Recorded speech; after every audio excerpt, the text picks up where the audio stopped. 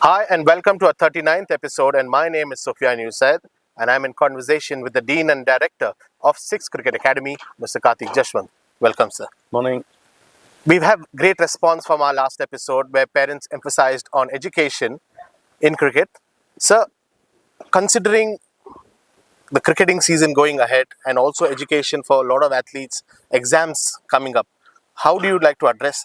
There are parents in this and there are also students too. Yeah, yeah. That I think. See, Six Cricket Academy believes in holistic development of a child. So if we keep holistic development of a child, there is a cricket season. Then the season gets over, the exams start, the holiday starts, and the new season starts. So now at each phase, what is it that the role of the parent and the player, how it is going to progress. So now that in most of the cases the exams are over and for some of them holidays have begun. For some the exams are starting and then soon the holidays will begin and then the new season will start. So now if we take up about the examination, I feel that because you got to put in 100% and see that there is no compromise in education, so it goes hand in hand, sport and education, so that you're not pressurized, not putting all eggs in one basket, which helps the athlete, and at the same time the parent also are relaxed. My child is going in a normal way despite taking up this new profession or extra profession of being a cricketer. So that is one thing. There is no pressure on the entire family. Now coming to the exams, like I told you, go all out, put everything. Education is and passing those exams are a very important thing. Then comes to the holidays. Now that the cricket season is over, when you're in a holiday, you take a good break. See, holiday is required not only for your physical, for your physical things to come back to position because you are tired. It needs that mental stimulation also to come back to the sport, to being fresh. And also in this holidays, you can probably look into new hobbies or look into new subjects like studying something new. The world is progressing so fast, and our children need to be there, somewhere. Say like the AI, or choose something new, which is apart from what you're studying. Say like you may be studying science. What's the harm in knowing the history of the world or the country, or knowing a culture, or maybe learn an instrument, maybe sing or dance, or Extracurricular activity. extracurricular something. So again, it's the holistic development.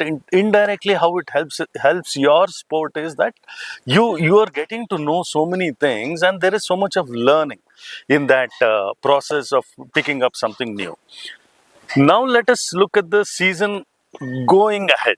Going ahead, now that, see, it is very important for you to do a homework or a run as to how did the season go. What are the good points? What is it that you achieved? What is it that you fell short of?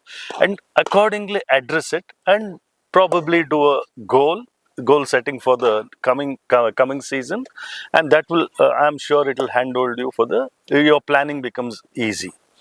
Now, because we are an academy, the Sixth Cricket Academy, we have age group cricketers who are as small as 7, and we have some Ranji Trophy cricketers who are in the academy also, who go on up to 20 plus. Now, each of them are at a different stage. Now that the IPL is happening, there are a lot of kids who are exposed to watching IPL, and they feel that what is happening on the television is easy. Why I cannot replicate, or why my child cannot replicate, and they think it is very easy. Please, I advise the parents or the players who come in and try to replicate those things is, they are all professionals who have practiced that skill or that art for more than 15 to 20 years. So that is why they are so good. And you should also understand that you need to have that kind of patience. Otherwise, you're going to try and replicate those things without having that foundation. It is like building a building without foundation, or building something in the air. It's not going to happen. So I see a lot of parents who are losing patience in this. They're trying to move on to some club, move on to some other coaching and all those things. Finally, to tell that, you should understand that if the player is good, he or she will make it. So if I can come in here, because I interact with a lot of young parents, the most important question is how much is too much. They feel that they have the time for the son, and they want to invest that time. Considering IPL has started and they feel that, okay, my son has it in him. See, how much is too much is, we all have 24 hours a day. We need rest. We need our mental ability to whether it is being assimilated in me, whether what I'm putting into practice, is it registered here? Is it repeatable? Can I replicate it again or can I enhance it?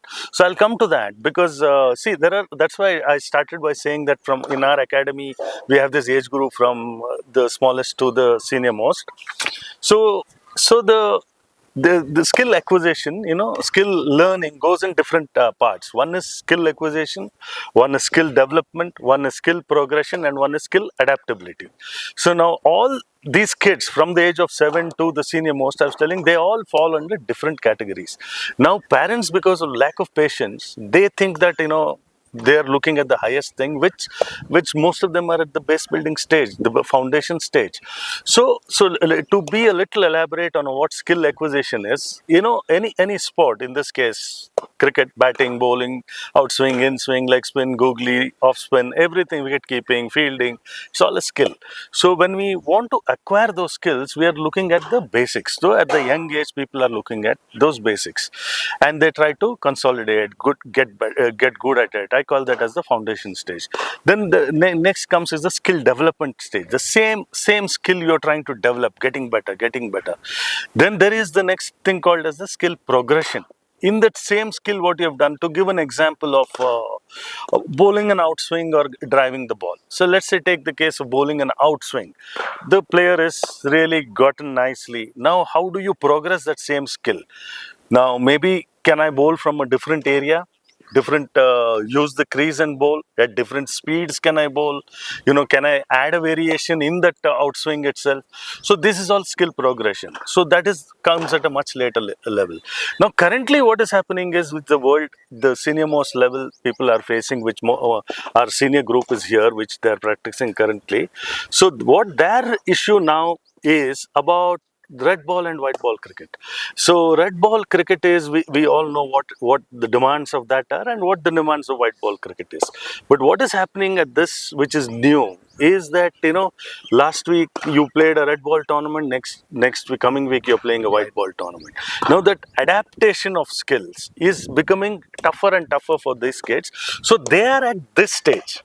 So of adapting skills, they're probably past the stages of skill acquisition, skill development, skill progression. Now they're at the skill adaptability. Now, because the demands are so much, you're playing a 4-day match and then after a 2-day break you play a 2020. So you got to adapt accordingly, and you have to make it count in both both types of cricket. So that is becoming difficult. And this summer, that is after your exams, after your holidays, then this is the time for you, each age group, to develop on different skills, which I just told.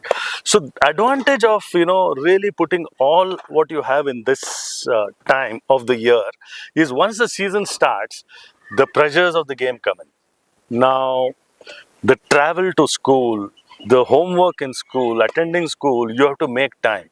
So now this, till probably coming April and May will be 2 great months for you to, without being pressurized, and you're having more time on hand because the travel is much lesser. Keeping all that in mind, if you have a clear roadmap, pathway for the next 2 months, I'm sure that these boys will achieve something, who are at different stages. And even from the parental point of view, I think this is how they got to view that this is a great time for the next 2 months for their child to at whatever stage they are in, to progress and go to the next stage of learning. Thank you, sir. Do like, share, and subscribe to our YouTube channel. We are back on the 1st of every month. Thank you. Thank you.